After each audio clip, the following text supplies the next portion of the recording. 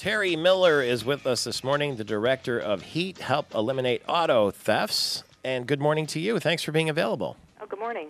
I heard that you marked your 25th anniversary with a breakfast celebration, and you had a very special keynote speaker there. We did. We had Supreme Court Justice Bob Young, and he did an excellent job talking about the importance of private and public partnerships like the HEAT program. He's been on the Michigan Supreme Court for 11 years, having been appointed by Governor Engler in 1999, been reelected, running for reelection again, and he's with us here in our Gillespie Group storefront studio. Good morning to you. Good morning. Good morning, Terry.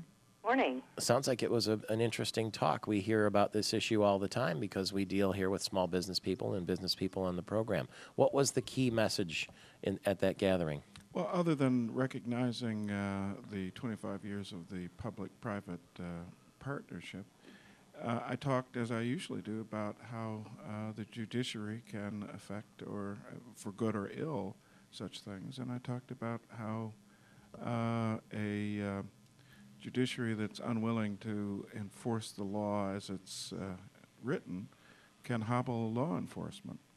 How does that happen?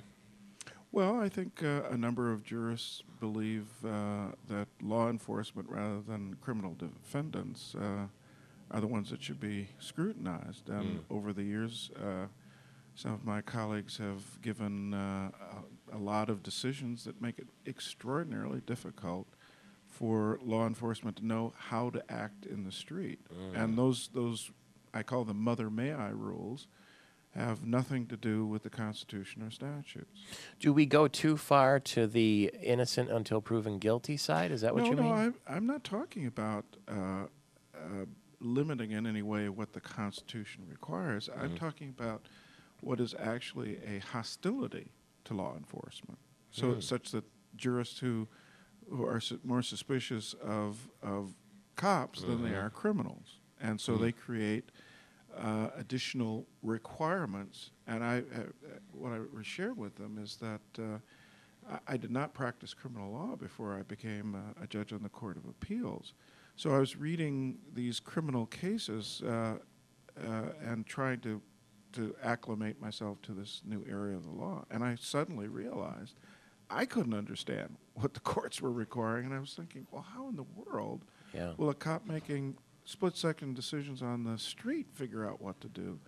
And that was further exacerbated by the fact that I didn't think the rules that were being created were derived from the law itself, but from rules that the judges were imposing because they wanted to hobble law enforcement. That's a big tenet of your philosophy, isn't it? You don't legislate from the bench. That's right. Very strict That's right. adherence to the Constitution. Right.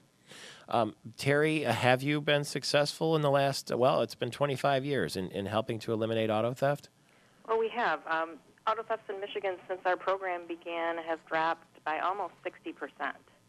And while we don't take full credit for that, we believe that the HEAT program is a very important tool to law enforcement because it allows people to get involved by giving information confidentially, which leads to the arrest and prosecution of car thieves and people committing insurance fraud. I have to believe technology helps in this department a little bit too, doesn't it? Well, it does. It helps and it hurts, actually, because the thieves are becoming very technologically savvy, and they're using the high-speed printers and computers to make false paperwork and documents for vehicles, and finding ways. eBay and Craigslist are becoming the garage sale sites for stolen auto parts and stolen cars and ways to defraud people. So it's helped us in that we can also access those same computers, but it has hurt us because the thieves are usually one step ahead of us. Well, I would imagine nobody's stealing Toyotas these days because they don't want to have a stolen car recalled. That's what's been going on with the brakes and everything else. Thank you very much, Teri Miller. We sure appreciate it, and congratulations on 25 years of heat. You're getting a little bit of heat from the Michigan Democratic Party in your reelection campaign here. Not unexpected. Yeah, it's been on, and the latest says that you're somehow linked to the Kalamazoo River oil spill. That came out on Wednesday. I apparently broke the pipe. Did you? You had a chisel and a hammer? Don't forget the Gulf spill. Apparently I'm involved in that. How'd you do that while you were sleeping? I'm a very busy guy, apparently.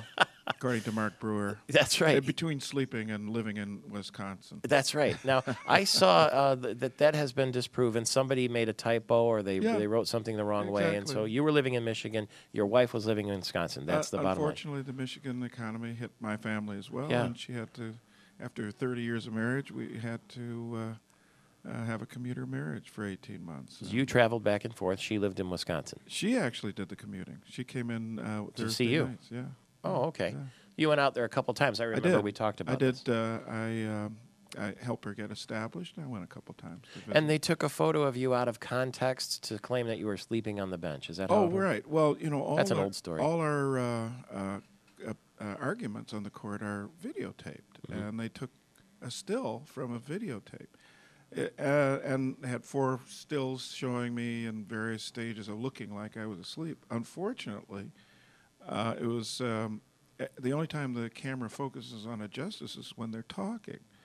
And so it was very easy, not easy, but we found each of the stills and reanimated them, showing that I was actually in the middle of asking a question. Yeah, that's what I saw. There was a popcorn show at MRG a couple weeks ago. Yeah. You only have 10 seconds, but it seems a little beneath the court to have campaigning have to defend against something like that. I'd prefer to stick to the big principles like judicial philosophy. I should think so. Thank you very much. Good luck. 11 days away. Thank you very much. We'll talk again by phone before the election. Thank you. We sure appreciate the time this morning. Justice Young, 11 years now on the Supreme Court, running for re-election. It's 14 before the hour.